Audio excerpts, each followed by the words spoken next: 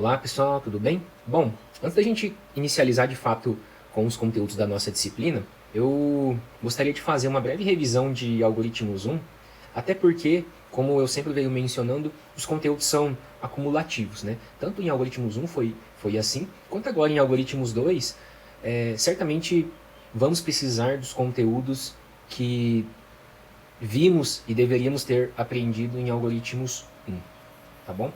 Bom, então, basicamente, né, por onde que a gente começou? Vou colocar aqui, algoritmos.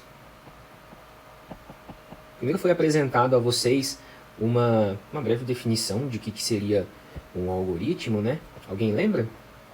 Isso, né? Algoritmo pode ser dito como uma sequência finita de instruções ou comandos, né?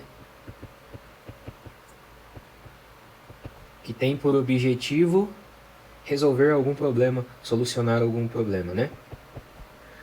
Solucionar um problema, vou colocar aqui. Esse problema, né, pode ser um problema do nosso dia a dia, né, mas a gente vai tratar ele como um problema computacional, né?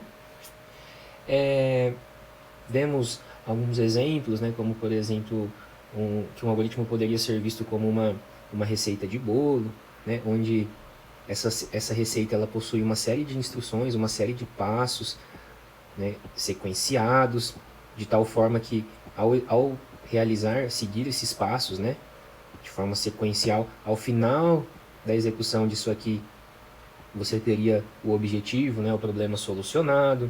Foi dado o exemplo do algoritmo da troca da lâmpada, né? Deixa eu ver se eu consigo desenhar aqui. Troca da lâmpada, lembra disso? Um exemplo do GPS, né, da navegação, de como sair de um lugar e chegar, por exemplo, do IFMS para poder chegar até o shopping. Você vai ter que ter alguns direcionamentos, pegar algumas ruas, virar para a direita, para a esquerda, né? E entre outros. Vimos também, né, só para complementar, que os algoritmos, de certa forma, eles são bem... A forma de raciocínio, né, de cada um, a forma de implementação da solução de cada um, é bem diferente, né, uma das outras. Ou seja, um aluno A ele pode ter um nível de abstração maior ou menor em relação ao aluno B, e consequentemente isso vai influenciar no nível de detalhamento, no nível da resolução do exercício em si. Então, as soluções são únicas, né? Dificilmente a gente vai encontrar uma solução exatamente igual em duas pessoas, né? Na sequência vimos a questão de estrutura geral de um algoritmo, né? Estrutura geral de um algoritmo, que basicamente era assim, né? Vou colocar aqui as palavras reservadas, algoritmo. Aqui eu colocaria o nome do meu algoritmo, né? Na sequência, eu teria a seção de declaração de variáveis.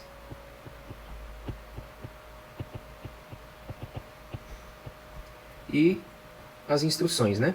Comandos ou instruções. E por fim, a palavra reservada, fim, algoritmo, né? Então, basicamente é assim. Tudo que fizer parte da minha receita, da minha sequência de passos para resolver aquele problema, estaria delimitado por essas palavras reservadas aqui, algoritmo e fim algoritmo, né? Paralelamente a isso, na linguagem C, como que isso estaria traduzido, né? Primeiro eu precisaria incluir a biblioteca, né? Include stdio.h, aí sim, int, main, abre e fecha parênteses, ou simplesmente, vocês podem observar em alguns livros ou até na internet, essa palavra entre os parênteses, né? Void, vazio, abre chave. De forma similar, aqui eu também teria a seção de declaração de variáveis e os respectivos comandos, né? No final, o return 0 e fim algoritmo, né? O fim algoritmo aqui em C estaria delimitado pelo estaria representado pelo fecha-chave, né? Uma coisa importante, só para a gente relembrar, o abre-chave e o fecha-chave seriam os equivalentes ao algoritmo e fim algoritmo. Né? Return 0 também é uma palavra, é um comando específico da linguagem C, né? Que de forma geral, né, ele está sempre presente, estaria sempre presente nos programas em C que a gente vier a implementar, beleza? Tá. Aí na sequência, vimos a definição desse termo aqui, né? O que é uma variável? Né? Já que ela está presente bem no começo dos nossos algoritmos, né? O que é uma variável? Uma variável, pela definição que foi apresentada a vocês, a variável ela pode ser vista como uma caixa, onde essa caixa ela tem um nome ou um rótulo, vou colocar aqui nome ou um rótulo, onde esse nome serve para quê? Para identificar essa caixa. É para quando eu quiser utilizar essa caixa, utilizar essa ferramenta, eu possa identificá-la por esse nome, né? Então, um nome identificador. E aí dentro dessa caixa eu posso colocar vários conteúdos, né? Desde que esses conteúdos sejam de um tipo capaz de ser armazenado por essa caixa, né? Então, eu posso colocar vários conteúdos, mas nunca dois conteúdos, mais de um conteúdo ao mesmo tempo nessa caixa, beleza? Então, por exemplo, se essa caixa for do tipo inteiro, né? Então significa que dentro dessa caixa eu posso colocar somente valores do tipo inteiro, né? Por exemplo, 5, 0, -1 e assim sucessivamente, somente números inteiros, né? Além disso, essa caixa só pode ser ocupada por um conteúdo por vez. Então, eu não consigo colocar o número 5 e simultaneamente colocar o número 9. Isso não dá, porque a caixa só guarda um conteúdo por vez, né? Se eu quiser colocar o 9, né, eu tenho 5 aqui guardado. Se eu quiser colocar o número 9, eu preciso remover o conteúdo que está ali dentro para poder armazenar o 9. Né? Esses tipos, né, deixa eu colocar aqui em outra cor. Esses tipos, vimos que pode ser inteiro, real e caractere, né? Inteiro, real e caractere. Também existe o tipo lógico, tá? Mas a gente não chegou a ver detalhadamente esse tipo, né? Fizemos também, né, para quem ficou assim com essa analogia um pouco confusa, né, a variável também ela pode ser vista como se fosse um copo, onde esse copo pode guardar um determinado tipo de bebida, né? Por exemplo, refrigerante, suco, cerveja não, bebida alcoólica, né? Água. E aí, de acordo com o tipo desse copo, também eu posso armazenar, né? Se por exemplo, esse copo for do tipo refrigerante, vou colocar em outra cor, for do tipo refrigerante, eu só posso armazenar dentro desse copo bebidas do tipo refrigerante. Por exemplo, Coca-Cola, né? Posso colocar aqui Coca-Cola, Pepsi, Guaraná Antártica. Só posso colocar bebidas do tipo refrigerante, que forem refrigerante, similarmente aos tipos das variáveis. Além disso, se aqui já tiver, por exemplo, a Coca-Cola, eu não posso colocar junto uma Fanta, por exemplo, aqui. Não, eu preciso remover o conteúdo que tem dentro do copo para depois colocar o novo conteúdo, beleza? Tá, similarmente, na linguagem C, vimos que esses tipos, né, eles... tipo inteiro corresponde ao int, vou colocar aqui, ó. Real tem duas variações, né? Double, float ou double, né?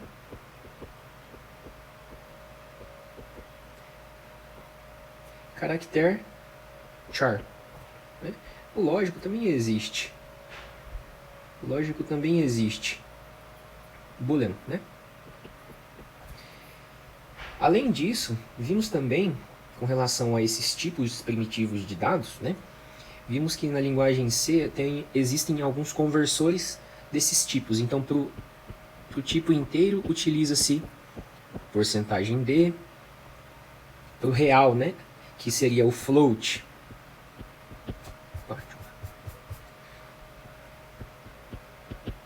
utiliza-se o porcentagem f, o double, que também é do tipo real, utiliza-se o porcentagem LF, né, de long float, caractere char, porcentagem C, né?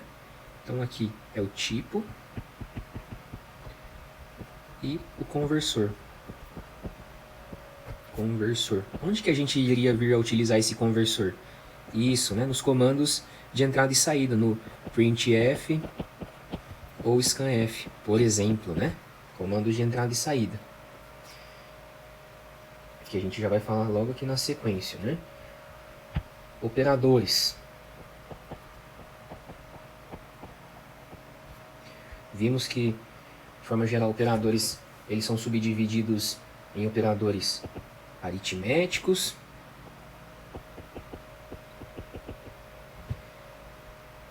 relacionais, deixa eu colocar aqui na ordem, né? Operadores de atribuição, operadores lógicos e relacionais. Esses dois utilizamos lá na frente, hein? A gente veio a aprender somente lá em estruturas condicionais, né? Mas já vou citar ele aqui para a gente não esquecer deles. Operadores aritméticos, quais são eles? Adição, subtração, produto, né, ou multiplicação, e dois que envolvem a divisão, quociente e resto da divisão. Lembra disso, né? Isso aqui vai ser importante, tá? Quociente e resto da divisão. Onde que eu utilizaria o quociente? Por exemplo, suponha que esses dois números sejam inteiros, né? 7 e 2 são inteiros. Então o resultado dessa conta vai dar quanto? 3,5? Não, né? Dá 3. Dá 3, resto 1. Né? Porque são números inteiros. Se eu pegar o 7 e dividir por 2, dá quociente 3, resto 1. Então basicamente quando eu utilizo a barra, né, que é o operador de quociente, eu divido o da esquerda pela direita e olho aqui pelo quociente.